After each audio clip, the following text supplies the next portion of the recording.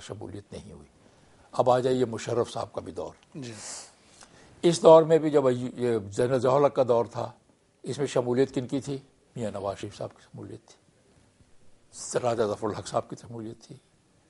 ہمارے بڑے اچھے دوست ہیں، جی. میں بڑا ان کا احترام کرتا ہوں، لیکن اب تاریخ کی بات کر رہا ہوں. بالکل. انہوں نے شاید اپنا فرنٹ لائن پلیئر کہا تھا، اوپننگ بیٹمین کہا تھا. فرنٹ لائن وہ آ گیا، اوپننگ بیٹمین کہا تھا. ان کو شاید انہوں نے اپنی زندگی بیٹا کہتے تھے ان کو، اور زندگی اپنی بقایا جو تھی وہ کہا تھا کہ میں ان کو دیتا ہوں، اللہ کرے ان کی صحت اچھی ہو.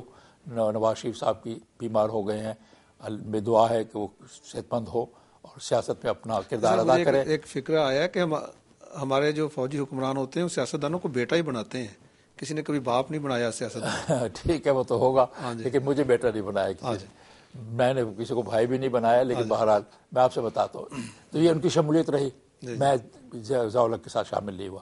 اب مشرف صاحب کا بھی دور آتا ہے. ان کا بھی ماشاء اللہ دور 1998 سے لے کر 2002 تک کا ہے. اس میں جو لوگ شامل ہوئے آپ کے پاس بہت سارے نام ہوں گے، ان کو آپ ماشاء اللہ دور میں سمجھ لیجئے وہ غلط کام تھا. لیکن جب انتخابات ہو گئے باقاعدہ تو مجھے حق ہے کہ میں بھی منتخب ہوں. میں اسمبلی کا پرانا ممبر رہا ہوں، میں سینیٹر کے طور پر منتخب ہو کر آ گیا. لیکن سینٹ کے طور پر منتخب ہو کے آنے کے بعد آپ کو کیا بتاؤں، سب کو بھی معلوم ہے، ورنہ آپ جا کے ہماری پارٹی کے لیڈروں سے پوچھ لیجئے کہ مجھے پہلے دن ہی کہا گیا کہ اب آپ سینیٹر بن گئے ہیں، آپ نے وزیر قانون بننا ہے. میں کہا میں اب آپ نے انکار کر دیا. میں نے صرف سینیٹر، آپ کو معلوم ہے کہ میں نے انکار کر دیا اور کئی بار آپ کو آفر ہوئی. تو اب یہ دیکھ لیجئے کہ اس لحاظ سے مجھے کوئی ریگریٹ نہیں. جب کبھی گاڑی جمہوریت کی طرف چلی ہے میں اس گاڑی کو آگے لے جانے کے لیے کوشش کرتا رہا ہوں. اور اب مشرف دور کی ایک بات کر دوں آپ سے، ابھی چونکہ میں نے اپنے سوال مجھ سے کیا تھا، ایک صرف چھوٹی سی بات بریک لیتے ہیں، پھر اس کے بعد آپ چھوٹی سی بات کر دوں پھر بریک لے لیجئے. کہ جب ان کی 2 وردی کا مسئلہ آیا کہ وہ 2 عہدوں کا مسئلہ آیا اور اس کے لیے قانون بنا، تو ہماری پارٹی کا حکم تھا کہ اس قانون کے حق میں ووٹ ڈالنا ہے، اور آپ نے میں نے ووٹ بھی نہیں ڈالا اور مخالفت بھی کی. ٹھیک بات، یہ ٹھیک ہے. وی ٹیک اے شارٹ بریک. سر ظفر صاحب ہمارے ساتھ ہیں، ان سے واپس آ کے اور بھی کئی تاریخی دروچوں سے بات کریں گے اور موجودہ صورتحال پہ بھی کچھ بات پوچھیں گے ان سے.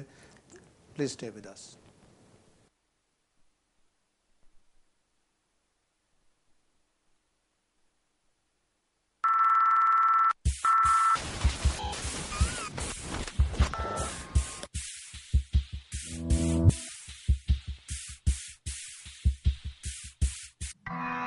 دارالشفا کو برطانیہ میں قائم ہوئے 42 سال ہو چکے ہیں.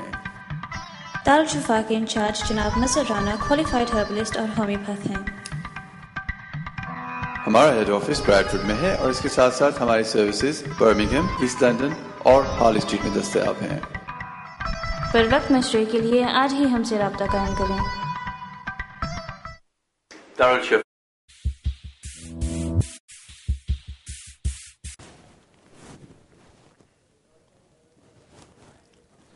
جی ویلکم بیک ناظرین.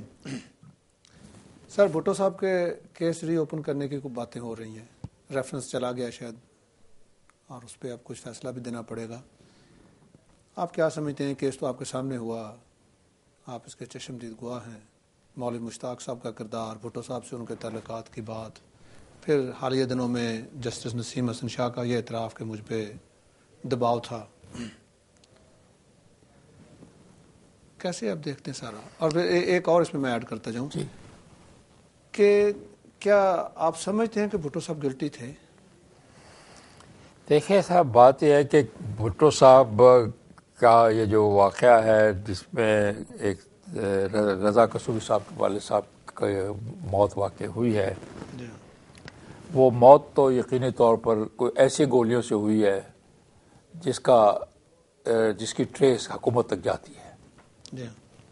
اب یہ کہنا کہ وہ گولی بھٹو صاحب کے حکم سے چلی تھی، یہ میرے لیے تو ناممکن ہے کہ میں اس کا آپ کو کوئی فیصلہ کر کے بتا سکوں.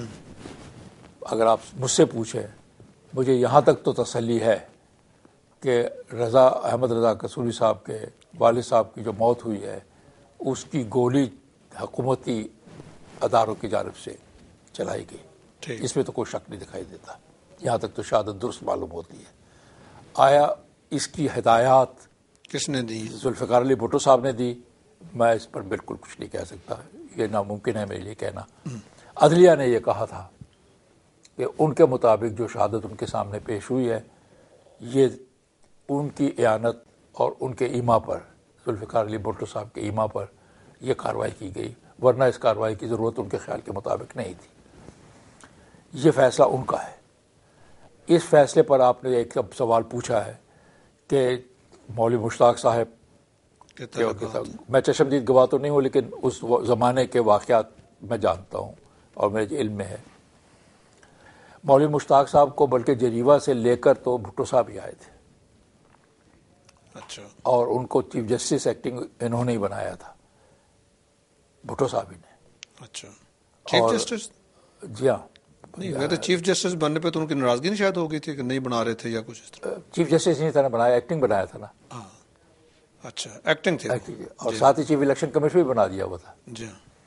تو بہرحال یہ تو بعد میں ان کی کیا اناد ہوا، کیا ان کے پرسنالٹی کلیش کیا ہوئی، عدالت میں ان کے ضروری تکرار بھی ہوتی تھی اور ایک ایسی صورتحال قائم ہو گئی تھی کہ معلوم ہوتا تھا کہ وہ دونوں ایک دوسرے کے مخالفین بیٹھے ہوئے ہیں. لیکن فیصلہ تو بہت سارے ججز نے لکھا، مولوی مشتاق اکیلے کا فیصلہ نہیں تھا.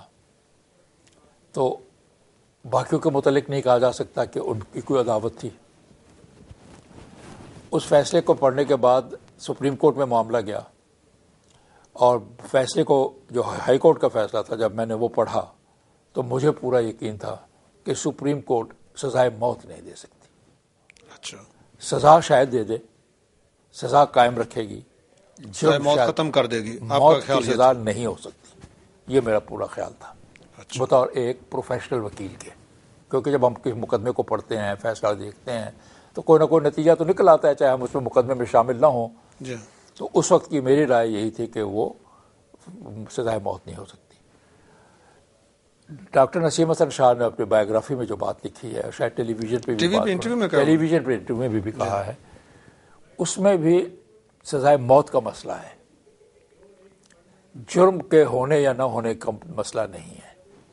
وہ یہ کہتے ہیں ڈاکٹر نسیم حسن شاہ صاحب، اب ان کی میموری درست نہیں رہے گی، الزائمر ہو چکا ہے ان کو، اب تو شاید وہ اس بات کو یاد بھی نہیں رکھ سکیں گے. اب وہ شہادتی دور سے نکل گئے ہیں، اب ان کی کتاب ہی شہادت بنے گی. اس میں انہوں نے جو بات لکھی ہے وہ یہ کہ ہم میجورٹی ججز کا فیصلہ تھا کہ سزائے موت ہونی چاہیے، مائنورٹی ججز کا فیصلہ تھا کہ سزا ہونی نہیں چاہیے. تو ہمارے یہاں نیت یہ تھی، ہمارے جج صاحبان کی سوچ یہ تھی کہ فیصلہ جو ہو یونینیمس ہو جائے، اکٹھا ہو جائے. چنانچہ مجھے بھیجا گیا، یعنی نسیم حسن شاہ صاحب کو بھیجا